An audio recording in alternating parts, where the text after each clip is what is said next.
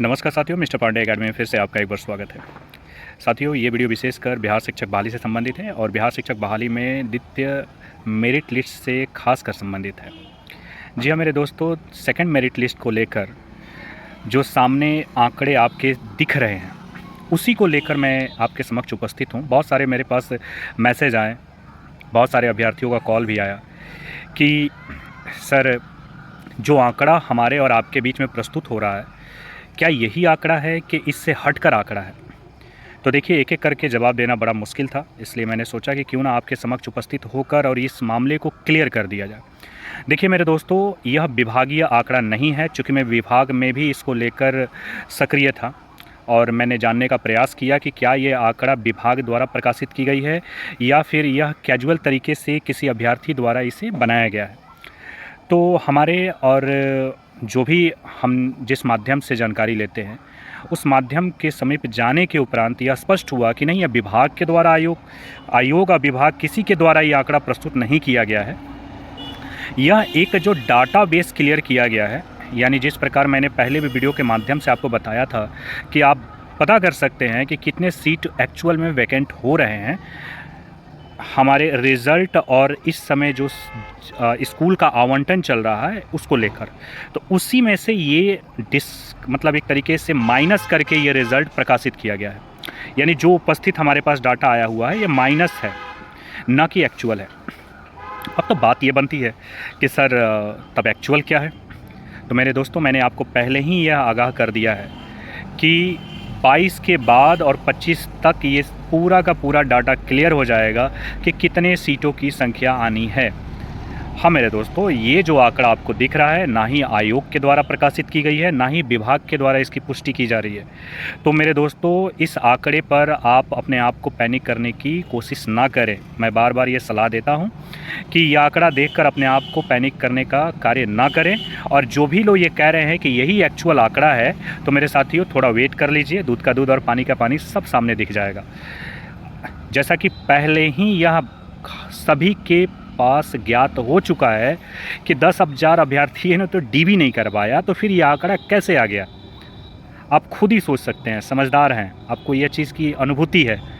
तो कम से कम 10,000 तो आंकड़ा होना चाहिए ना, तो ये 10,000 भी नहीं है। साथ ही साथ 12,000 अभ्यर्थियों ने अपना सिलेक्शन प्रोसेस में भाग नहीं लिया, तो फिर ये आंकड़ा कैसे हमारे समक्ष उपस्थित हो गया और हम इसे मान लें कि हाँ एक्चुअल है? थोड़ा सा वेट एंड वॉच करना चाहिए। मेरे ख्याल से पैनिक होने की ज़रूरत नहीं है। आप थोड़ा सा धैर्य बना के अगर रखेंगे तो रिज़ल्ट आपके फेवर में ज़रूर रहेगा। और रही बात कितने सीट आएंगे कितने नहीं आएंगे, तो देखिए हम सब ने एक अनुमान तो ज़रूर लगाया है कि 20,000 प्लस सीट की संख्या दिख रही है। देखिए, जो दिख रहा है उसी में हम और आप दोनों मिलकर अनुमान लगा सकते हैं।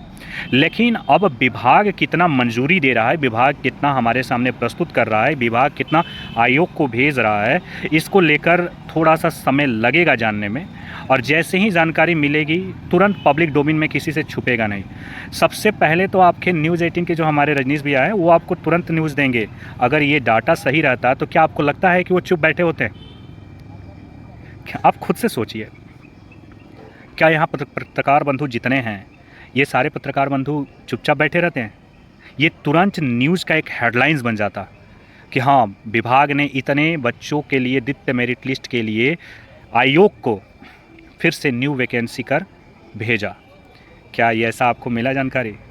जब ऐसी जानकारी ही उपलब्ध नहीं है, जब हमने इस चीज़ का ब्यौरा लिया तो मेरे ऊपर भी अब क्या बता रहे हैं, हंस रहे थे सब।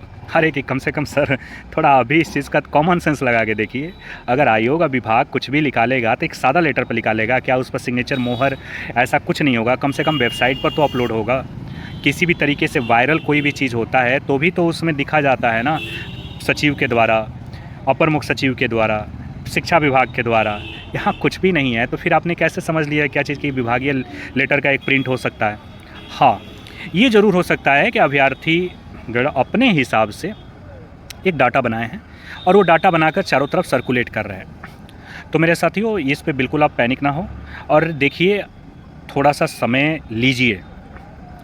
और मैं बार बार इस चीज़ का जिक्र अगर कर रहा हूँ कि 2 से 3 नंबर कम होंगे, तो विश्वास रखिए कि मैक्सिमम 3 नंबर तक कम होने की एक उम्मीद है।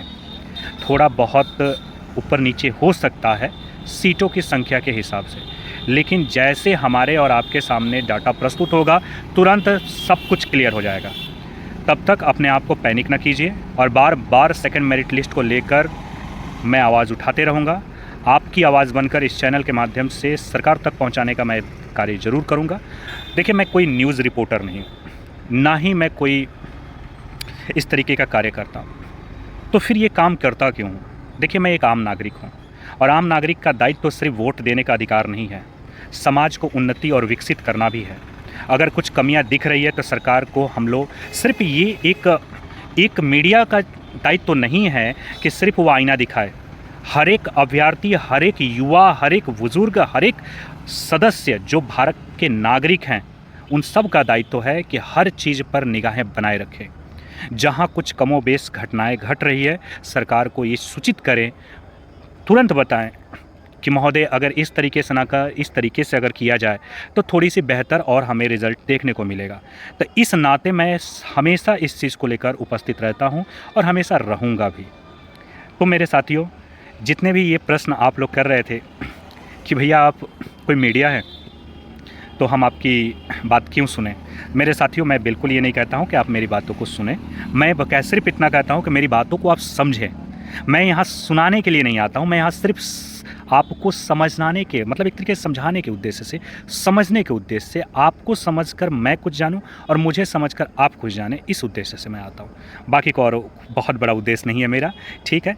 जो भी और वैकेंसी आएंगी मैं आपको बताऊंगा। हाँ, एक और चीज़ है, जैसे आज के पेपर में आपने ऑलरेडी देख लिया है कि मेडिकल डिपार्टमेंट, हाँ मेडिकल डिपार्टमेंट में लमसम 1.5 लाख बहालियाँ आने वाली है।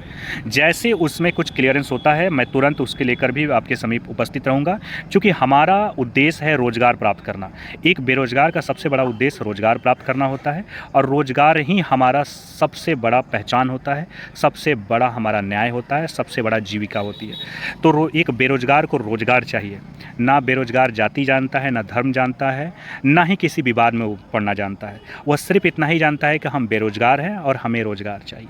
तो जैसे भी रोज़गार संबंधित कोई भी मुद्दे होंगे आपके समीप मैं उपस्थित लेकर रहूँगा हर एक मैटर को। इसीलिए मैं कहूँगा कि जो डाटा आपके समीप उपस्थित हैं द्वितीय मेरिट लिस्ट लेकर, इससे बिल्कुल आप घबराएं नहीं, पैनिक ना हो और थोड़ा सा रिलैक्स फील करें। छठ का माहौल है।